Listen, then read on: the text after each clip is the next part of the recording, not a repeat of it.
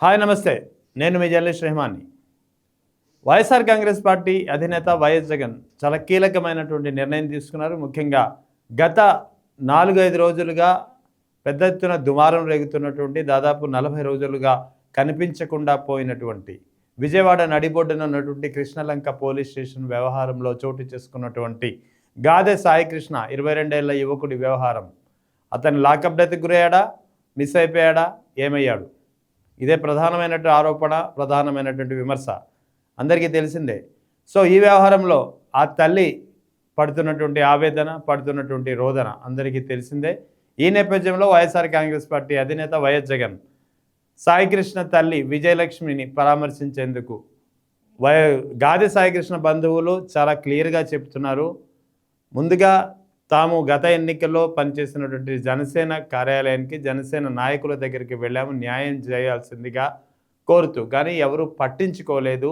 దాంతో వైసీపీ నేతలు మమ్మల్ని వచ్చి పలకరిస్తున్నారు. వైసీపీ నేతలు ఒక్కొక్కరిగా వచ్చి ఒక ధైర్యం ఇచ్చే ప్రయత్నం చేస్తున్నారంటూ సాయికృష్ణ మేనమామ ముప్పిడి నాగేశ్వరరావు కూడా స్పష్టం చేసినటువంటి పరిస్థితి. ఇప్పుడు వైఎస్ జగన్ ఆ ఇంటికి వెళ్తున్నారు. ముఖ్యంగా ఆ తల్లి పడుతున్నటువంటి వేదనను చూసి ఆయన చలించిపోయారు వైఎస్ జగన్ ఆ ఇంటికి వెళ్ళి పరామర్శిస్తున్నారు. ఇది చాలా కీలకమైన పరిణామంగా మారింది. ముఖ్యంగా వైఎస్ జగన్ గాదె సాయికృష్ణ తల్లి విజయలక్ష్మిని పరామర్శించడం అనేది రాజకీయంగా ఒక చర్చనీయాంశమైనటువంటి అంశంగా మారింది. సో రానున్న రోజుల్లో రాజకీయంగా ఇప్పటికే చాలా హాట్ టాపిక్గా మారింది. రాష్ట్రంలో కూటమి ప్రభుత్వాన్ని పూర్తిగా డిఫెన్స్లో పడవేసే ప్రయత్నంగా మారింది. ఇది పూర్తిగా డిఫెన్స్లో పడిపోయింది.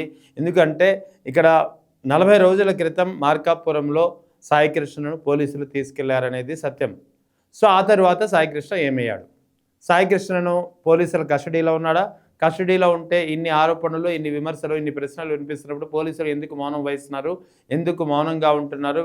వెంటనే హాజరుపరచాల్సింది పోయి, ఒకవేళ పోలీసులు నిజంగానే సాయికృష్ణను లాకప్ డెత్ చేయకుండా ఉంటే అరెస్ట్ చేసిన 48 గంటల్లోగా కోర్టుకు ఎందుకు హాజరుపరచలేదనేది న్యాయస్థానాలకు సమాధానం చెప్పాల్సి ఉంది. మరోవైపు లాకప్ డెత్తే చేసి ఉంటే ఆ మృతదేహాన్ని అప్పచెప్పాలి, లేదా తల్లిదండ్రులు బంధువులు ఆరోపిస్తున్నట్లు నిజంగా లాకప్ డెత్ చేసి బాడీని కూడా కాల్చేసి ఉంటే కనీసం బూడిదనైనా అప్పగించమంటూ ఆ తల్లి పడుతున్నటువంటి ఆవేదన ఎవరికి అర్థం కావడం లేదు. ఒక్కొక్కరికి కంట నీరు కారుస్తున్నటువంటి పరిస్థితి. సో ఓవరాల్గా ఇక్కడ సాయికృష్ణ నేరస్తుడా, నేరం చేశాడా, నేరం చేయలేదా అనేది పక్కన పెడదాం. ఒక నేరస్తుడికి కూడా ఈవెన్ నక్సలైట్లు ఎన్కౌంటర్ చేసినప్పుడు కూడా, లేదా టెర్రరిస్టులు ఎన్కౌంటర్ చేసినప్పుడు కూడా ఆ మృతదేహాన్ని కనీసం తల్లిదండ్రులకు కానీ, ఆ సంబంధిత కుటుంబ సభ్యులు కానీ అప్పగించాల్సినటువంటి బాధ్యత ఉంది. అప్పగిస్తారు, అది ఎప్పటి నుంచో జరుగుతుంది. కానీ ఇక్కడ నేరం చేశాడో లేదో తెలియదు. కేవలం ఆరోపణలు ఉన్నాయి, కేసులు ఉన్నాయి. కేసులు ఉన్నంత మాత్రాన నేరస్తుడు కాదు.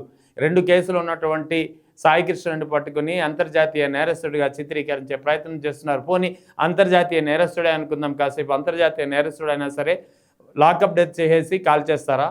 ఇదే అతి ప్రధానమైనటువంటి ప్రశ్న, బంధువులు అందరూ ప్రశ్నిస్తున్నటువంటిది. సో ఈ నేపథ్యంలో సాయికృష్ణ మిస్సింగ్ వ్యవహారం, సాయికృష్ణ లాకప్ డెత్ వ్యవహారంపై వస్తున్నటువంటి ఆరోపణలు, సాయికృష్ణ ఏమయ్యాడు అనే ఆ ప్రశ్నలకు సమాధానం రావాల్సి ఉంది. సో పెద్ద ఎత్తున రాజకీయంగా ఒక దుమారం రేపుతోంది. అటు దీనిపై ఇప్పటికే దీనికి మొత్తం బాధ్యుడిగా భావిస్తున్నటువంటి సిఏ నాగరాజుని కూటమి ప్రభుత్వం సస్పెండ్ చేసింది. మొదట విఆర్లో ఉంచుతామనుకుని, కానీ ఆ తర్వాత ఒత్తిడి ఎక్కువైనట్టుంది, మొత్తానికి సస్పెండ్ చేసింది. అయితే సాయికృష్ణ బంధువులు కానీ ఇతరులు కానీ వాదిస్తున్నది, డిమాండ్ చేస్తున్నది ఒకటే, నాగరాజును కేవలం సస్పెండ్ చేయడం కాదు, అతనిపై ఎఫ్ఐఆర్ నమోదు చేసి అతనిపై శాఖ విచారణ చేయించి పూర్తి చర్యలు తీసుకోవాలని కోరుతున్నారు. అదే సమయంలో కృష్ణలంక పోలీస్ స్టేషన్లో ఈ మొత్తం వ్యవహారానికి ఎవరెవరు బాధ్యులుగా ఉన్నారో అందరి పోలీసులపై కేసులు నమోదు చేసి విచారణ జరిపించాలనే ఒక డిమాండ్ వస్తుంది. ఇటు మరికొందరైతే దీనిపై సిబిఐ విచారణ జరిపిస్తే కానీ నిజాలు నిగ్గు తేలవని అంటున్నారు. సో ఓవరాల్గా రాజకీయంగా అతిపెద్ద దుమారం రేగుతోంది.